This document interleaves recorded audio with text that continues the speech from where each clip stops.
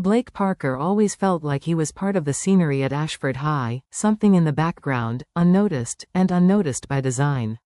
He never made waves, never demanded attention. His father, a mechanic who worked long hours to provide for their modest family, instilled in him the values of humility and hard work, not showmanship.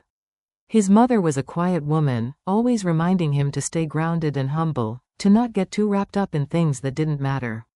But for Blake, the world at Ashford High was anything but grounded. The popular kids, the ones who glided through life as if it were a pre-written script, held the reins of power. Jake Edwards was the embodiment of the ideal, good-looking, athletic, and a natural leader. He always had a crowd around him, laughing at his jokes, hanging on every word he spoke. No one could challenge Jake's position at the top.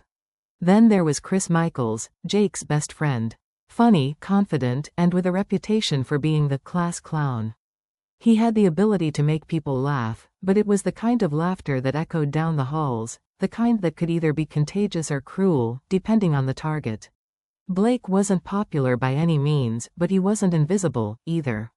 He had friends, his best friend, Sam, who was a quiet nerd like him, and Anna, who was kind-hearted and often the target of jokes from the popular crowd. Blake always defended her, but that never stopped the bullies from taking their shots. It was a Wednesday when the annual Senior Talent Show was announced, an event where students could showcase their talents, from singing to dancing, stand-up comedy to magic tricks. For most people, it was just a chance to show off in front of their peers. For Blake, it felt like an opportunity to prove something. To himself. To the world.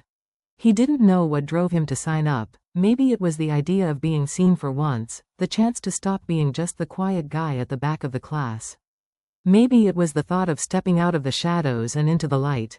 Blake chose magic. He had always been fascinated by it, the sleight of hand, the way an audience could be mesmerized by something so simple. He spent hours practicing, perfecting his tricks in his room when no one was watching.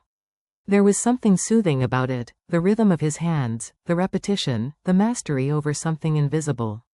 It wasn't much, but it was enough to feel like he was in control of something. The day of the talent show arrived, and Blake stood backstage, his palms sweating. He watched as Jake Edwards, the king of the school, strutted around, surrounded by his entourage. Chris Michaels was busy cracking jokes, getting everyone laughing with his usual routine. It was the same thing every year. Jake and Chris would steal the show, and everyone else would fade into the background. But this year, Blake felt different. This year, he was determined to make his mark. Blake's moment arrived. The spotlight hit him, and for a brief, dizzying second, he felt his heart race as the crowd went silent. He was up there, in front of everyone. The world was watching. His hands trembled as he began his first trick, a simple card trick. He could hear his breath, his heartbeat thumping in his chest, the spotlight blinding him. But as his hands moved, the anxiety began to dissipate, replaced by the rush of the performance. He was in control now. The crowd's reaction was instant, a gasp of amazement as he pulled a card from thin air. That was all it took. One moment, one trick, and he had their attention. As Blake went through his routine, each trick more daring than the last, he felt something he had never felt before. Power. The audience was with him, their eyes fixed on him. He wasn't the quiet kid anymore. He wasn't the one who sat in the back of the class. He was the one making them gasp, the one making them lean forward in their seats, wondering what would happen next. When Blake completed his final trick, a flourish of the cards, a mysterious appearance of a coin that seemed to materialize out of thin air, the audience erupted in applause. It wasn't just polite clapping. It was loud, it was genuine, and it was for him. Blake stood there, panting, a feeling of triumph washing over him. For the first time, he was the one everyone was talking about. For the first time, he was the one in the spotlight. But as Blake made his way backstage, that euphoric feeling began to slip away. The applause had been replaced by the sound of Jake's voice echoing in the hallway. "Not bad, Parker," Jake said, his tone dripping with mockery as he crossed his arms. "For a guy who usually keeps his mouth shut, you did all right." Blake's heart sank. The words, though wrapped in false praise, were meant to cut deep.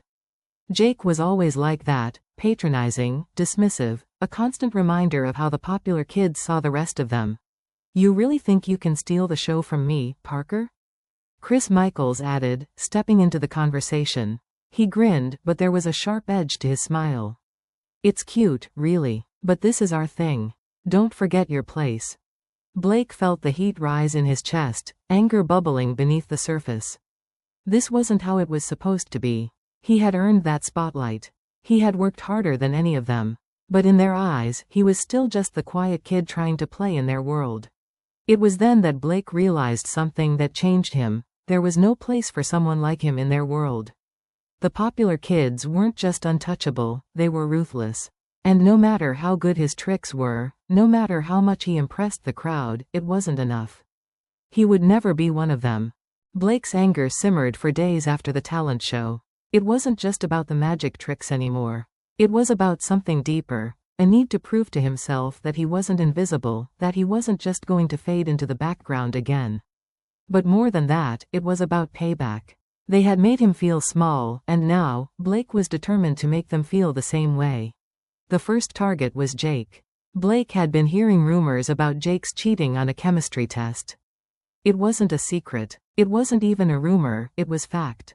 Blake had overheard Jake bragging about how he had convinced his tutor to help him with a few extra answers.